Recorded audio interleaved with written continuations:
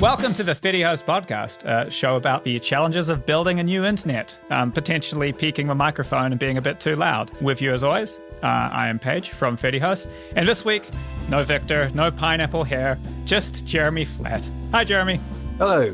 How's it going, Paige? You may remember Jeremy from, about 2 months ago when we were talking about his mission. Should we call it a mission, Jeremy? Sure, let's do that. That does make it sound grander than it is, yes. His mission, his life calling, proportional. No. What is it this time, Jeremy? I don't know what's the quickest way to describe it. It's moralizing, getting people off the evil social media and onto the morally pure social media, especially my city and the city government, getting them to stop using X and get them to start using Mastodon and get everyone else to do the same. Yeah, so Jeremy, taking the moral Mastodon high ground, decided he'd do something about his town's persistent use of American evil social media from Silicon Valley, the algorithm, division, trade wars, Trump. All of that stuff. I was trying to capitalize on the nervousness that everybody's feeling. You know, I was nervous before it was cool to be nervous, but now other people are nervous. Yes, so I had approached a mutual friend of ours who's a city councillor here, who was not particularly excited about the prospect of changing or leaving X. He didn't think that people worried about it that much, so I messaged some other city councillors and had conversations with them. You know, we covered this. That was what we were covering last time, you know, talking about some of the obstacles at the city level, why they might be kind of hesitant, and how we might be sort of strategic to get around those and coax them over. And so that's what I have been doing kind of off the corner of my desk since the last time we spoke. So you were crafting I think you called it a snippy letter. How did that go? I made a start, but, you know, developments got ahead of me. Lots of things changed since the last time we spoke. I kind of thought of a different strategy. Okay. I thought maybe now is not the time to kind of launch into a passive-aggressive letter, much as I enjoy writing those things. Did you end up meeting with the councillor that you were scheduled to meet with? I did.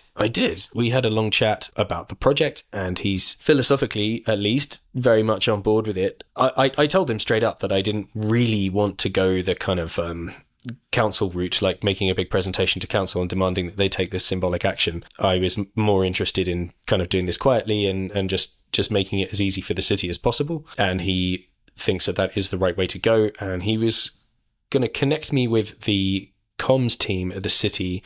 I messaged them and I didn't hear anything back. And then I kind of left it because I also needed to get the instance or the local server up and running. You met with the city councillor, and then you were kind of like, I should start an instance. I decided that the best thing to do was to create a local server, a local instance. Did the city councillor suggest doing that? I suggested it to him and he said it was a good idea. I said that what I will do is make the space and just try and get some people onto it. And then just talk to the comms people directly at the city and say, hey, can you use whatever you're using for cross-posting, Hootsuite or whatever, and just start posting on this thing, that people who don't want to use X or whatever can use this service instead, and then gradually kind of sell the city on focusing more on it because it's this kind of locally owned and more transparent and more locally manageable thing. And he said that was the right way to go, and we were going to talk to the comms people. So you were thinking about creating an instance, and then I was going to create an instance. I had the conversation with the councillor. I thought to myself, this is the correct way to go. I was getting ready to create an instance, and then the election happened. And the reason why this is relevant to this story is that the person who decided to run for the Liberal party in the NWT was the city's mayor. So she had to stop being mayor to run the campaign, and everything at the city went quiet. You know, so really? it was sort of entered a period of flux, but then I also got distracted with campaign related things that I needed to do. What I did do is I got my trusty friend Phil to come over, who's a sort of a tech person, to help me. We watched through one of your videos about how to set up a thing, and then I learned about what the difference is between a domain name and what hosting is. And I purchased some hosting and I purchased a domain name, and it got me wondering, like, who has the right to sell domain names? You know, to me, it is a bit like you used to be able to buy like a plot of land on the moon, you know, and you got like a certificate that says this is your plot of land on the moon. To me, the selling of domain names is the same thing. It's like, who owns the internet page? Maybe you can explain that to me at another time. I'm just giving you the kind of context of my internet adventure. So I purchased the domain nwt.social, and then I purchased the second cheapest Fediverse hosting package. Good host. Like when you're going to a party party and you don't want to be like a total cheapskate, so you get like not the cheapest bottle of wine but the second cheapest, and so that it was the same kind of reasoning. I didn't know how many users I was going to have on my server, so I was like, well, I'll get this one just in case. You're just ready for that influx of the entire population of Yellowknife. It's inevitably coming in. The package you said it was like ideal for 10 to 20 users, so I feel like that's a fairly modest ambition. Yeah, so that's about right, isn't it? Yeah, so that's what I did. I set up my Mastodon thing through your service there. nwt.social exists now, and there are 3 accounts on it, 2 of which are mine and 1 of which belongs to Phil. We did the thing you said where you make an admin account instead of the main thing, and then I set about trying to migrate my existing account from the mastodon.social server onto the nwt.social server, and I wanted to change my handle because I've realized that the handle I started out with is not really fit for purpose anymore. I'm using Mastodon for more serious things than I imagined I would, and the circles I'm moving in are not really the circles where sort of whimsical misogyny gets you any points. So it's time for pros before hoes to be archived, I think. You need to put Jeremy before pros before hoes. So that's where I'm at, and I kind of got stuck at the migrating thing, and I've been terribly busy with all of my other social projects and things. So okay, so I mean, there's a few interesting things here. I guess we could do a Fediverse tech support at some point about the migration thing and what's going on there. And you had another problem, but that was interesting. Like, yeah, you had the hashtags relays issue. Yeah, that was an odd one. I first was kind of excited about relays because it seemed like here's a great way to get stuff on your server for people to see when they join.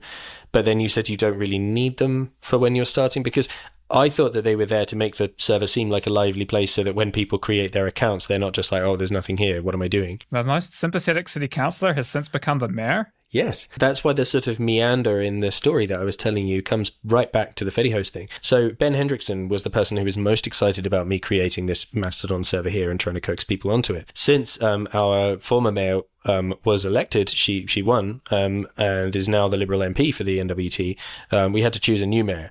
And holding a by-election is expensive, and we're very poor, so we just chose one of the city councillors and said, you're the mayor now. And he was the he was the deputy mayor. He's the Mark Carney of Yellowknife, I guess. There's been a bit of drama on the other social medias about this, various people piping up about how we shouldn't, be letting 5 people choose the mayor, but whatever, I don't care. He's great, he'll be fine. You want to go to Yellowknife? Do I need to walk you through the weird quirks of Canadian democracy another time?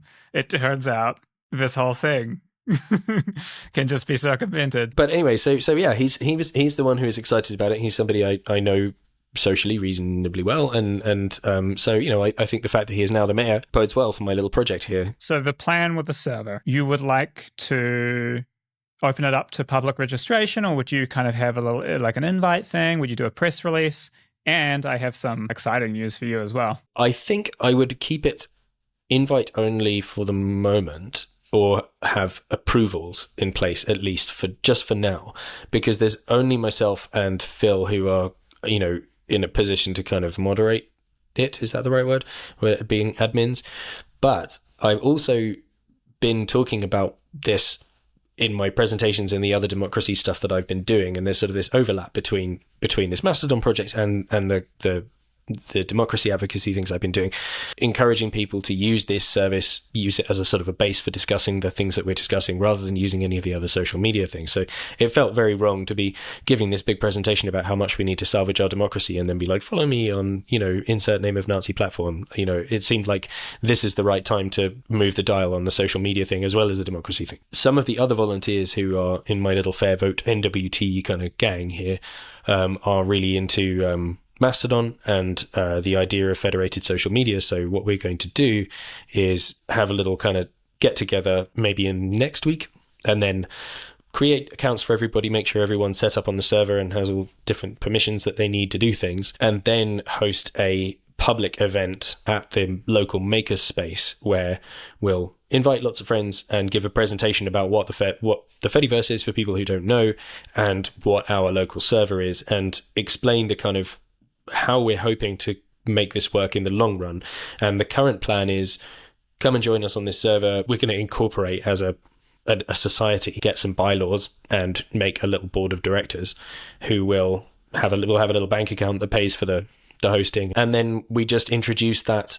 Like, I will basically hand over the keys to the society that runs it. That way we're kind of showing people that this is a transparent, NWT-owned, democratic social media alternative. Yeah, so that's the route that we would go down. And then I think the city government can start posting there at any time. And I think it wouldn't be too big of a lift to get some other local organizations posting there too, to make it a bit more exciting and relevant. But I'm hoping that it becomes that sort of hyper-local active space. Like, there was a website here when you lived here and when I first moved up here called YK Trader that sort of existed alongside the social media giants quite effectively for a while, and it was just because it had that big local usership, and it was really clunky and weird, but people still used it because it was where everything was, and it was handy for all of the things that you needed in Yellowknife. There's potential for a locally owned Mastodon server to kind of fill that gap. Yeah.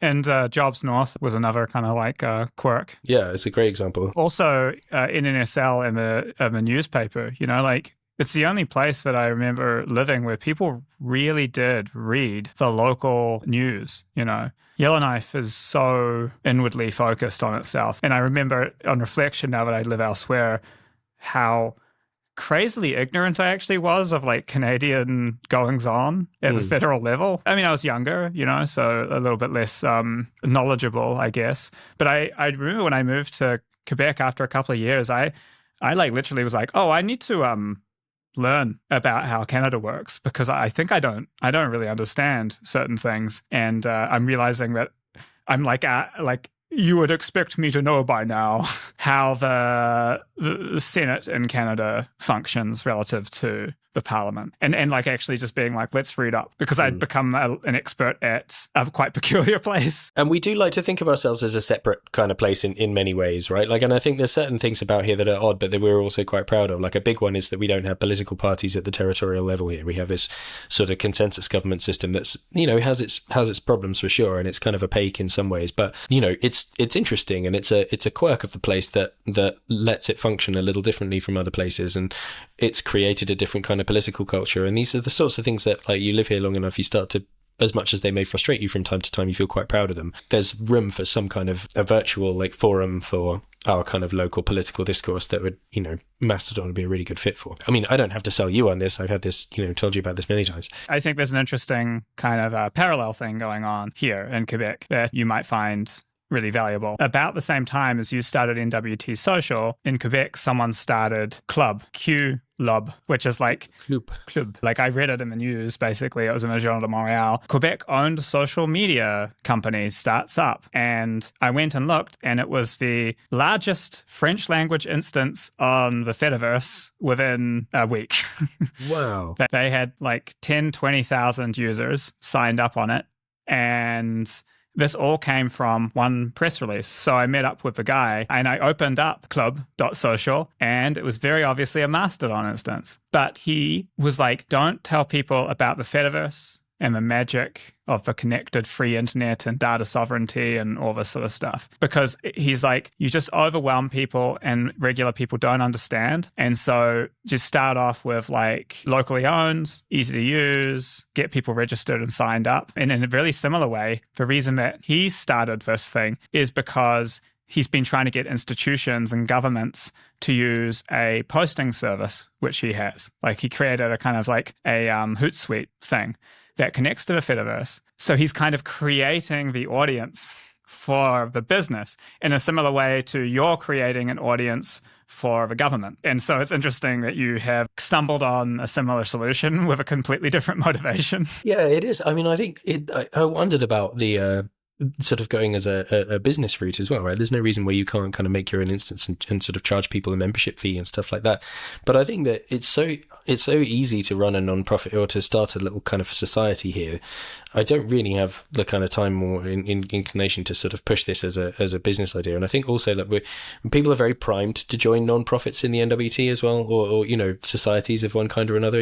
I think I was on like 4 boards of directors at one point. It's kind of really baked into the local culture. But I think that another strength that we have up here that I think will really help is that it's incredibly easy to spread the word about basically anything up here, whether that's in person or through local news for which the barrier is extremely low. We have great local news services. We have a great local digital radio station who will soon be a real radio station, we hope. They will give you the time of day to talk about basically any project you've got. This will certainly make the news and people will check in about it. There was a weird hairless fox with an extra long nose that made the news a little while ago. Bonkers fox, just a fox, says environmental officer or whatever. Yeah. No, it's I remember the Yellowknife headlines. Yeah.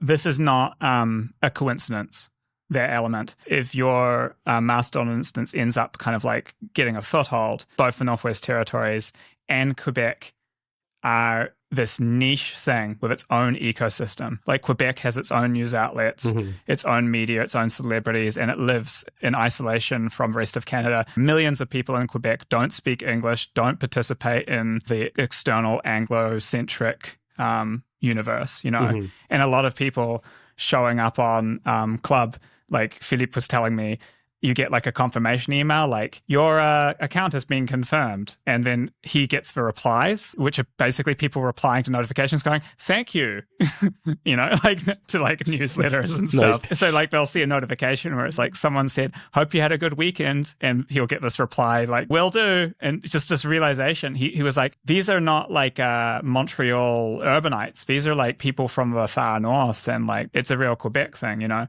think you've got a chance there of having that niche, the power of a niche, It just requires like critical mass, which in Yellowknife could be just like 20 people. And this is why I think that when it comes to kind of getting people into this thing and the outreach side of it, you can do it in person, like even just through the conversations I've had with my like-minded friends here in town, 5 or 6 people, would probably take the 20 minutes and make a Mastodon account and join or move their existing Mastodon account to my server. Lots of people created Mastodon accounts in 2022 and kind of they hit that hurdle that you described where they're just like, well, what's happening here?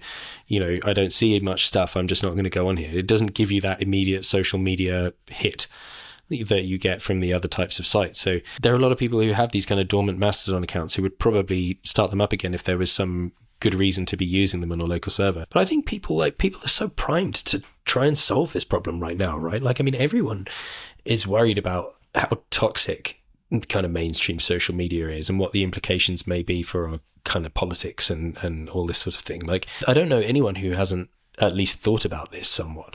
So it's sort of really kind of connecting the dots and giving people somewhere to go with it. I think that before people sort of throw their arms up and think, oh, well, this is it, we just got to accept it and the world's going the way it's going. We have this opportunity to kind of show people, here's a side road you can take, an off-ramp from dystopia. Yeah, I mean, it might be, who knows, like it's at least in the kind of theory that I've got on this stuff, if you can find the right kind of collection of a right niche, you give people a place which is connected to their identity very closely and allows them to talk to other people that by default, by geography, so much more likely to have the same jobs, the same like cultural references, and be in the same sorts of like minorities, right? Well, and this was what the early days of social media were a little bit like. You remember, like, I'm old enough to remember when Facebook was just for universities. It emerged in my first year at university.